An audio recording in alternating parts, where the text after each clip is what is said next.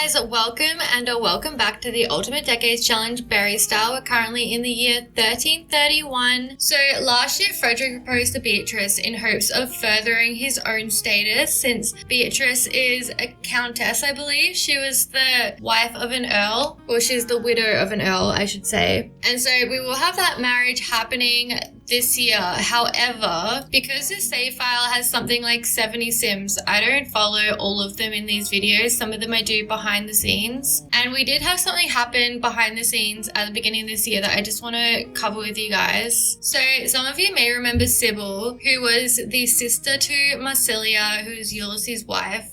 But Tibbald was married to Henry, and then they had a bunch of kids, one of those being James Eads, and James married Daisy, and then they've had a few kids as well. But at the beginning of this year, Daisy died in childbirth, and then James had his age up roll, and he also died at the beginning of this year, leaving their children orphaned. Now Henry is still alive, he is their grandfather, so he is now responsible for them, but it is a lot in this time for an older man. Okay, so he's like 45 years old, but it would be pretty unusual for him to not have a wife and be raising his grandchildren by himself. And since Geraldine's only daughter Grace has since moved out and gotten married on her own accord, I think I'm gonna have Geraldine get married to Henry. And I do like having Geraldine around. She is very helpful with all the farm chores and such, but I think she'll be more helpful to Henry at the moment. And Clementine and the boys pretty much have everything under lock here. So I think it's time for Geraldine to move on and get married to someone else and become, I guess, not a mother, like a grandmother. She gets to raise some new children. So we're gonna have that wedding happening today. Okay, so we're at the church and I'm gonna get everyone to come hang out by the, what's it called? The aisle. Gather at the aisle. And so Geraldine is getting married again to Henry Eads. Both of these guys are widows, and honestly, it's not a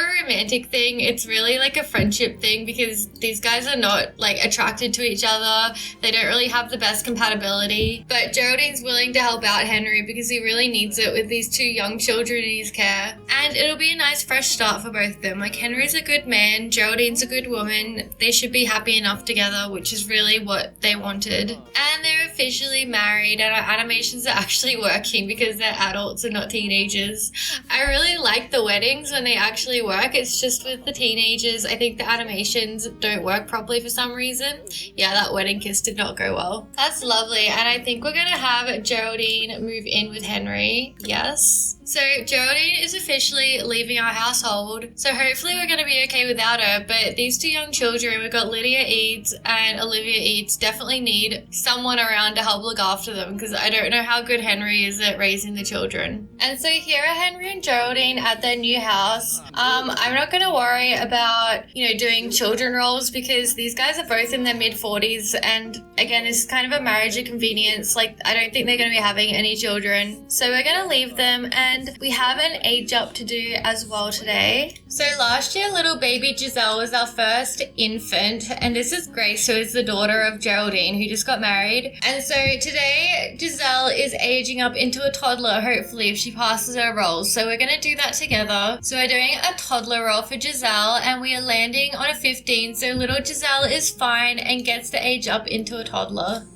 So here we have little Giselle as a toddler, and she's so cute, and I kept her little birthmark because I really liked it. We are back at the main household, and we have one more age up to do today, although we don't have any roles for it, and that is Bluebell. Bluebell is officially 12 years old, which feels insane how much time has passed, but Bluebell is turning into an elder today. So I think I just have to age her in MCC. Oh my god, and she is officially an elder. Let's get a look at her. So here is Bluebell, and she's got a little bit of grey hair on her. And so thankfully cats do live quite a long time, so she still has another 7 years, but it's really scary thinking about losing her. I'm gonna have Clementine come over here and give her a comforting hug. Oh, sweetie. So as always, we're taking advantage of the child labour. I just have Caspian over here with the store open, making us some money, and I've just got Clementine making some more jars that we can sell as well. We have plenty of ingredients for making custard with. So I'm just trying to get her to make it before they expire. I did really want to download the Hire Farmhands mod to help us with the looking after the animal chores, but when I looked, it hadn't been updated yet for the new patch, and all of the comments said that it wasn't working properly, so I haven't added it. I would love it if the creator of that mod could update it though, because it would make me so happy. I would love to have farm hands around the farm, as these guys are getting a bit more money now and I feel like they could use the help. Okay, so our yard sales ended. I'm gonna close up the store. Oh my goodness. Close the live-in store and bring Caspian. Everyone's doing pretty well. I've got Clementine washing up at the moment. I guess it is hard losing Geraldine because now it's like Clementine's the only adult in the house, so she's washing up. She can't be making dinner as well. Oh wait, here's Geraldine. Caspian's gonna invite her inside. I'm sure she misses the children a lot since she's moved into this new household. And Caspian really misses her because she's kind of like a second mother to him, or like a grandmother, I guess I should say. But Caspian and the other triplets are gonna age up soon, so they don't really need a grandmother around to help raise them. They're pretty independent at this point. Okay, it is gonna be a rough couple of years without Geraldine because she was like our hunter and she was, you know, the one who did the laundry and everything, but it's good for them to learn a little bit of independence. Okay, we can make a spinach tart, so that's what I'm gonna do. Oh my god, you kids are really not doing well. Ulysses II is struggling a little bit. Okay, so Clementine's gonna call everyone to meal. I think everyone's pretty hungry at this point, so I'm just gonna have them have dinner and then I'm gonna send them to bed and I'll see you guys in the morning. Oh my god, look at all these little feathers that Bluebell's left for us. We are starting off this year with Miss Cerelia giving birth, and these guys lost their last baby last year when he was like a year old, so they're really hoping that this baby survives and grows up and is prosperous because these two really love each other and they just want to have like a happy little family together. Okay, so they just had a baby girl, so cute. And so for the girl, they're gonna call her Angela. She is a little angel. And so now we get to do our roles to see if mother and baby survive. And look, I was really confident with the mother roles, but I've had 2 mothers die in childbirth in the last year, so I'm not as confident anymore. So first we're rolling for Cerelia, and thank goodness she's okay. And now we're rolling for little Angela, and Angela does survive. So they have one little baby, Angela, who survives her birth roll. And now because it's a side household and I don't want to come back tomorrow, we're also going to do our infant roll and just age her up in one fell swoop. So for our infant roll, she's rolling a 6 and is also fine. So I'm going to age up little Angela, and that saves us from having to come in tomorrow. God, I just love the little age up animations to an infant where they float down. It's like a little cloud, a little angel on a little cloud. And so now we're going to do our genetics for little Angela's. We're going to roll for her hair first, and we are rolling a 9, which is the father's hair. And I did just realize on the sheet, I think it accidentally says paternal grandmother and paternal grandmother twice. The second one is paternal grandfather. I will fix that up soon. I just completely forgot about it. And now for our eyes, we are getting number 2, which is her maternal grandfather's eyes. Because she doesn't have a maternal grandfather, I'm just going to give her her mother's eyes since it's from her mother's side. And I did download the little eyelashes because I just can't live without eyelashes, and look how cute she is. So hopefully she survives because these guys have not had the best luck so far. So I'll leave these guys alone because we have another age up to do today. So today we also have the aging up of Tibbald, and Tibbald's wife, his new wife, who he only just got married to, died last year, so we haven't had the best luck with the pregnancy rolls. And they have 2 young children, so Tibbald is turning into a young adult, and hopefully he survives this and his children are still able to have a father. So we're going to do our roll for Tibbald as a young adult, and he's rolling. Oh my god, you guys, I'm not having the best luck lately. So Tibbald doesn't make it. My goodness. Oh my gosh. You can just tell I'm not thrilled about this. And everyone's just running in like, oh my god, what just happened? So these little babies are left as orphans. I can't believe that's happened twice now. That happened with James in the background, and now it's happened with Tibbald. I thought changing these roles would make it easier to grow up into an adult, but instead all of our young adults are dying. So everyone is of course devastated, and Julia did roll to not marry, and I'm thinking maybe the reason that she doesn't get married is because she just takes on the responsibility of these young children, and she doesn't want to deal with like outside influences. Oh my gosh. So Tibbald is dead. These little babies are orphans, and I can't believe that at one point Viola and Lucian just had this uncanny ability for their children to age up, and now it just feels like they're all dying. Now today is also the wedding of Frederick and Beatrice, and these two got engaged last episode, even though engagements weren't really a thing during this period. But Frederick managed to convince her it would be a good idea to marry him, and Frederick is just really eager for the title, for the goods. Beatrice is really close with the current king, so he's hoping if he woos Beatrice, he'll get something out of it, which is obviously not the best reason to marry marry someone, but he's not necessarily the best person. He is a bit of a snob, he's a bit self-absorbed, so that's what we have to expect from him. But at least he's making a good show of it, and I think I said this last episode, I honestly think he's a little bit, at least a bit of a crush on Clementine, but he's sort of putting that aside because he doesn't really get anything out of it, and obviously Clementine doesn't even like him. Okay, these guys are officially married now, and we are gonna have Beatrice move in with Frederick into their household. I wasn't sure whether these two would be able to have children because I thought Beatrice was a lot older than she was, and then I looked and she's only 33 years old, so I feel like they could definitely have a couple of children, but I might give them a reduced role for their children role just because I don't think they're going to be having 10 children. I think I'm just going to roll a d4, and if they roll a 4 they don't have any children, and anything under that is just the number of children that they have, or the baby tries they have, I should say. So they get 2 pregnancy tries, and I think that's perfect. I think that's fine. So I'm going to have these two consummate their marriage. Whoops, Daisy, not in the dungeon. And poor Beatrice doesn't really know about Frederick's intentions. She just thinks he's a wonderful man who's madly in love with her, and she's realized or decided that she's madly in love with him as well. And you know who I just forgot? I just forgot to bring Beatrice's children into the household, so I'm gonna have to do that as well. She just abandoned her children. That is not good. So once these guys consummate their marriage, I am also going to move Beatrice's children into the household. She's not being a very good mother, leaving her children at another household while she shacks up with a new husband. Okay, now we have the children officially in the household. All is well. So I think I'm going to have Frederick invite his in-laws over at an event for a reception dinner party type thing. Yeah, I think a dinner party is fine. And I'm going to start it at 4 p.m. and this is sort of like the dinner reception, wedding reception. There is not really a lot to do around this house for the kids. Maybe I should turn the old nursery that had Frederick's kids into a playroom. Oh my god, this castle thing is so big. Okay, the children can come and play up here. And Frederick just loves a good mud bath, a good bubble bath. He loves his self-care routines and his face masks. So he is, of course, preparing himself for the king. And Beatrice is just enjoying her new life. These guys love playing chess. So here we have Edward. He's arrived. That was really quick, actually. So I'm gonna have Frederick to call everyone to meal, and we have this lovely little spread over here that is fit for a king. What is Beatrice doing? Oh, she's playing the harp. I'm gonna bring her down as well. She has acquired the harp skill. I don't know where Edith is. I did invite her as well, Queen Edith. But Edward is just congratulating Frederick on the new marriage and how happy he is that his aunt is looked after, and he hopes they have a wonderful life together. And of course, Edward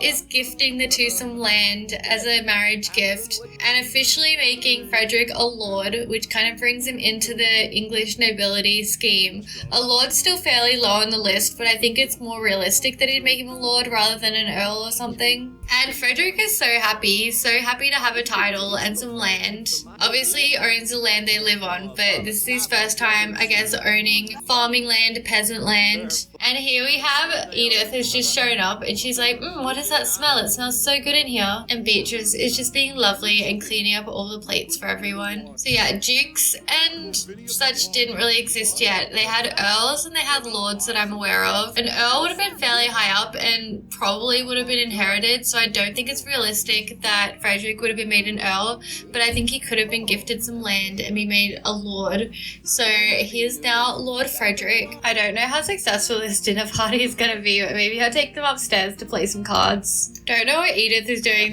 but these three are playing cards together. Frederick, are you not allowed to join the game? Oh, he's been cut out of the game.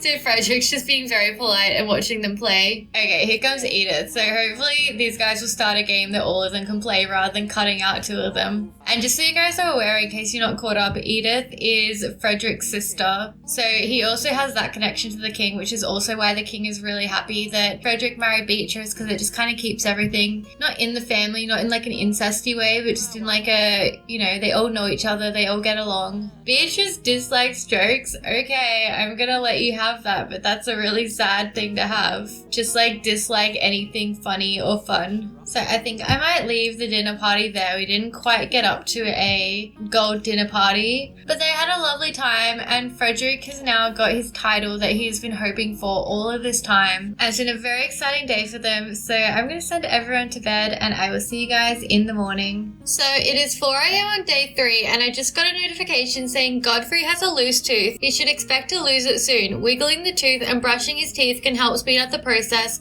or Godfrey can bite the bullet and pull the tooth out. I haven't experienced this before, so this is really exciting. I don't know what we can do with the tooth, like if I can just make him, oh yeah, here we go. Wiggle loose tooth and pull out loose tooth. I'm going to get him to wiggle his loose tooth. I want to see what happens. He's just got, is that drool coming out of his mouth?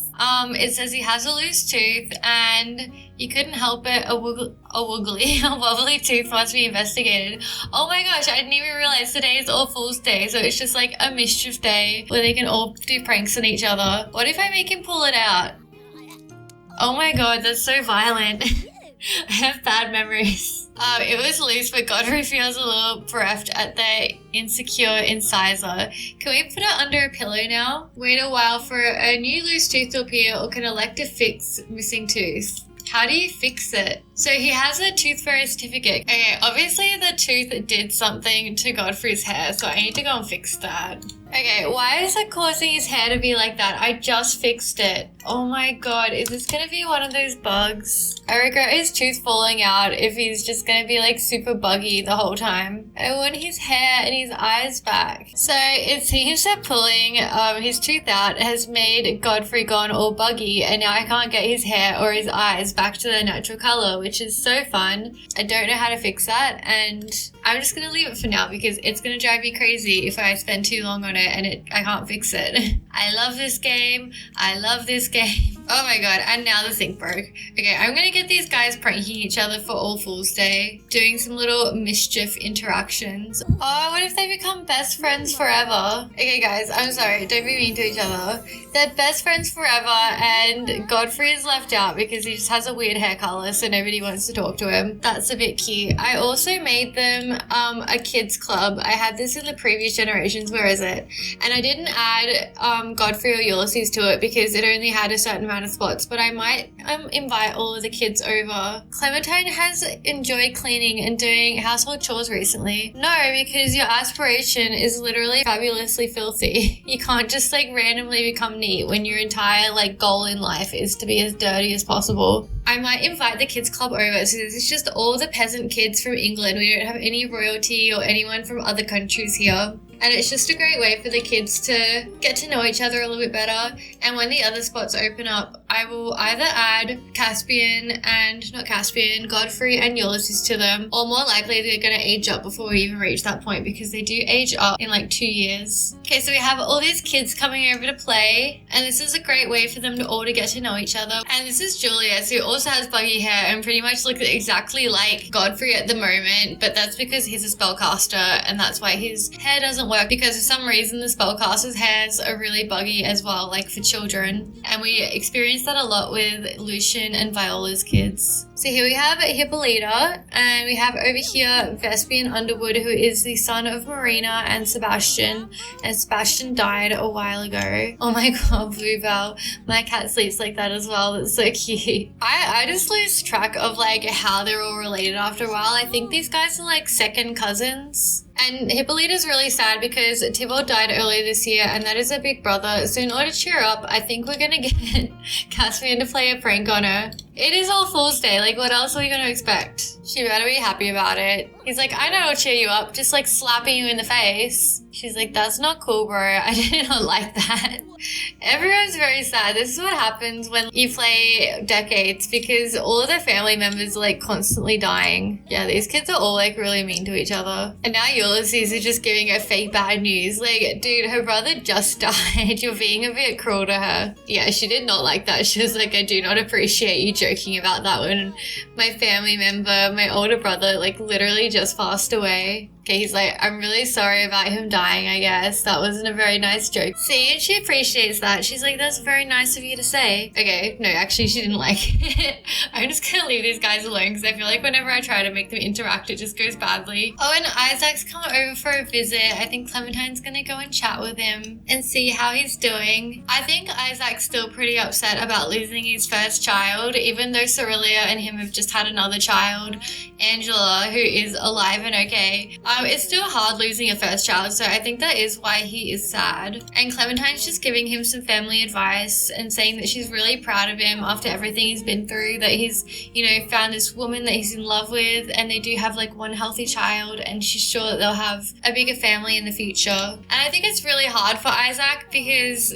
obviously when you're going through something, you don't always see like the end of the tunnel, but I think it's really helpful for him to have a big sister who's super supportive of everything he's going through and is always there for him. And I'm sure that's why he came by, because he just wants to be around someone that he knows will look after him. Oh, look at these guys, they're so cute. Okay, I really want to get, she needs to pee, but I need to get her to make some food as well. And we're sort of falling behind in our ingredients because we don't have Geraldine to go and forage and hunt for us. So I don't know what she's going to make. Maybe like a bread basket is a safe bet. I think whenever I make like a big 8-serving meal, like they don't always finish it. So sometimes it is good to go with the preserved foods that will last longer. The pantry foods. And Clementine's just finished with the loaves of bread and she's going to call everyone a meal. I'm not sure if all the kids are going to eat it as well or if it's just going to be the family members.